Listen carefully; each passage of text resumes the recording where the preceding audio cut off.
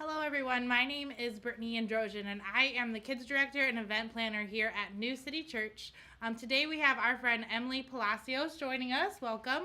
And we're going to be talking today about 4 ways to be more hospitable. And so I wanted to first start off talking about hospitable and what that actually means and what people think about when they hear that word. And so I don't know if you've ever watched the show Desperate Housewives. Back in the day, yeah. Yeah. There's this character on the show, Bree Van de Kamp, I think is her name. Yep. And when I think about hospitable, that's kind of the picture that I go to. That person that has the muffins in the oven, in the basket ready, fresh flowers cut on the table, delivers them to your house when you are sick, and, just this person that is known for doing everything in the household. Yeah, absolutely. And so sometimes when you have that perception, it's hard to think, how can I be hospitable? Because I'm not that personality. Like, if you told me that I'm going to have an unexpected guest come for dinner, I immediately panic, or I'm like, what are we going to do? Exactly. My house isn't clean. Same here. I'm the exact same. And so today, I think maybe we can go through 4 practical ways of how you can be hospitable, even when you are not at that ultra hospitable range that she is at. Yeah. And so why don't you go with just telling us one way we can be. Yeah. So one way that we thought was maybe hosting a dinner party, and like Brittany said, you don't have to be like Bree, but having people over to your house is really just such an ultimate way of showing that you care and showing them, just being hospitable. So, we kind of thought it doesn't matter what your house looks like. It doesn't have to be spick and span. You don't have to have fresh flowers. Just focus on the guests, focus on getting to know, the people that you've invited over, and really focus on developing those relationships, and don't worry that, you've got some dust on, the counters or whatever. That's really not the main point. The main point is to talk with people and to start developing your relationships. Yeah. One thing that came to mind for me is when you were in Michigan for 3 weeks, your husband commented often about how he has nothing to eat, like jokingly, and this type of stuff. And so we had him over quite a lot while you were in Michigan. Yes. And one time he came over, he helped us do an event. We do the event planning at our property that we live at. And then he was going to come over to our place afterwards, and my mind was like, he's going to see a different side of how we live, because when I do an event, my place is just crazy. There's a mess everywhere. And so he walks in, and I'm just like, this is what it is. Yeah. But it was more about the relationship. Right. It was more about, we're going to hang out. You just did this awesome thing. You helped us with an event. And so let's hang out and be friends afterwards. Like you said, it doesn't have to be pretty all the time. No. And even if you're hosting a dinner party, it doesn't have to be inexpensive all the time. No. Sometimes people want to do this 5-course meal where they have a salad, they have this, they have everything, when you can just have spaghetti or tacos. Absolutely. It can be a very cheap and inexpensive thing. Just having people over, like you said, focusing more on the guests than you are the dinner. Absolutely, right? Because we're all in real life, and real life you can't have spick and span. And so I totally agree. It's nice to be able to just focus on the food, just do something simple, do something quick. And there's lots of like cookbooks and other books that have like recipes that are good for entertaining. Or just having things on hand too. Like I know for me, we've started to have people over more often, so I try to always have like chips and salsa or cheese and crackers or something that's just simple in case somebody comes by, or we go sit outside, and we like to have. One thing I would like to share with you is this book. It's called The Turquoise Table. It's written by Kristen Schell, and I read this a couple years ago, and it just talks about having connection and community in your own front yard. And so this goes with, and maybe you're thinking your house is too small to have people over, or it's too messy, or, you have kids and like it's never clean. So this talks about just kind of having a place outside in your front yard, and that's where you can meet people. Yeah. And she's got lots of really great, like practical ideas for being hospitable in your front yard. And so it's something I really recommend people to try out. It's a really good book, and it's got lots of great ideas. Yeah, awesome. Thank you. And one last thing before we move on to our next point. I think you guys do this so well. Like you said, you guys have people over for dinner often. And one of the things I love about your guys' dinners that you host is that you have a mixture of people that come. When we come to your house, we never know who is going to be there. She has neighbors. She has people from her old community. She has people from work. Like, you do such a great job of helping people meet other people. And so I think that's important, too, at dinner parties, like, just helping people feel more connected when they're over there. And sometimes that's hard because I'm worried, like, they don't know each other, and how's that going to work? But you're all adults. Everyone can converse. And if not, then, they're just happy watching people. And so, that's been, like, kind of a goal of mine. And it's struggle. I struggle sometimes with it because I'm not in control of every situation. But it works out. People meet each other. And like I said, in the end, everyone can converse politely with someone for a while. So, Right. If you feel like you cannot host a dinner party, though, there are other ways you can still be hospitable. Another way we had is to offer to help somebody out.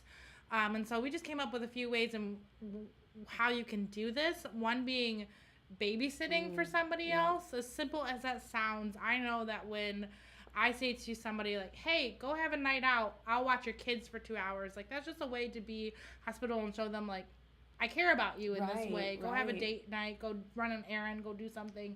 Go watch your kids for a couple hours. Yes. I know myself being a parent, like, I appreciate it when people do that. And I try to reciprocate, too, especially because it makes it easier to have a play date when there's other kids around. That one's great. Another one, too, for helping is moving. A lot of people need help moving, especially in this area, moving from an apartment to a house. I know we've moved a couple times here, and we're so grateful for the people that have helped us move. And you just give a little bit of your time in the morning, either, to help pack up the old place or to unpack, and it really makes a huge difference. Yeah. I remember when we were moving into our apartment in Cary, we had met Adam and Dylan. They're our pastor here, and our outreach director here. We had met them, like, 1 week into knowing them and saying, we need help moving. And they were over helping us move into our new apartment. Like, just being that extra hospitable. They just really showed me right there that, like, we just met you, but hey, we care. Like, we're going to help you do this. Like, doing life together matters, Right. And it shows that you care with your time, and you don't have to pay and everything. So it is wonderful. Another thing you could do to help people being hospitable throughout the week is maybe running an errand for somebody.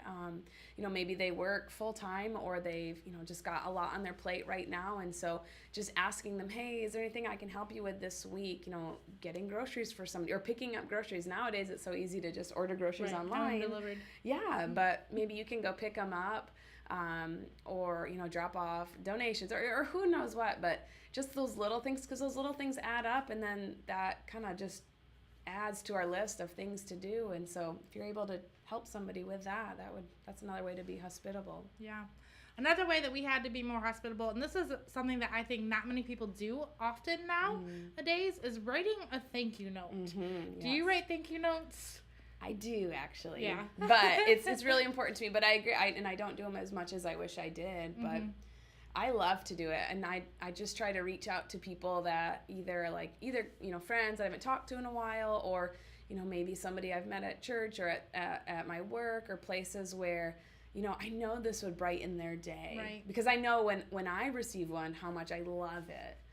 And so you had a great point. It's not just thank you notes for birthday parties or for showers or weddings, that type of stuff, but it's thank you notes for moments. When you've connected with them that week, or you just want to let them know, like, I appreciate you in my life. And it really shows that person that you were listening. For example, if Brittany and I are talking and she's like, I had a really rough week last week.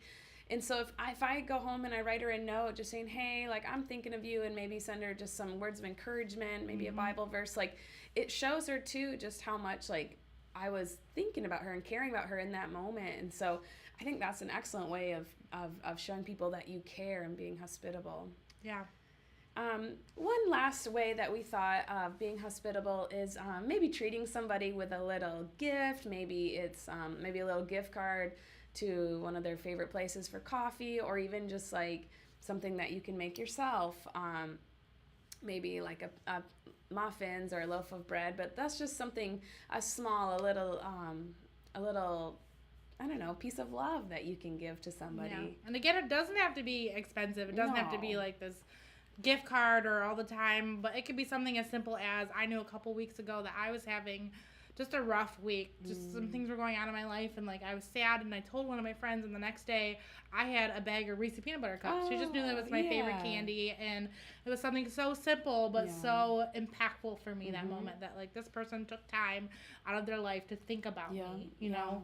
And so it can be something as simple as cookies, a loaf of bread, a card that you write, anything that you could do yourself, or it could be a $5 gift card to get a coffee.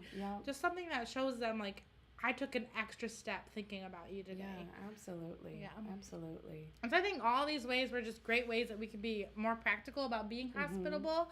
A lot of times people ask, like, why? Like, what is the importance of being hospitable? What would you say about that?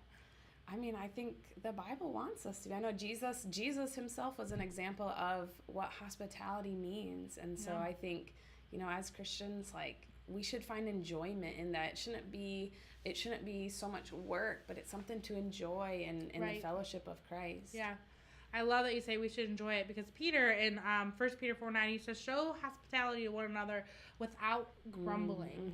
And so a lot of times when we think about being hospitable to one another, it can come off as, I have to do this thing like a chore, but it's not. It's a joyful thing. Just as Jesus joyfully gave his life for us, and one of the most hospitable ways you could ever do, we can be joyful of being hospitable for others, because as Christians we are called to love one another. Absolutely. And so thank you for being here today, talking about that. I hope you guys find something just simple and practical that you could do to show somebody else that you care about them next week. And thank you for listening. We hope you have a great rest of the week. Bye.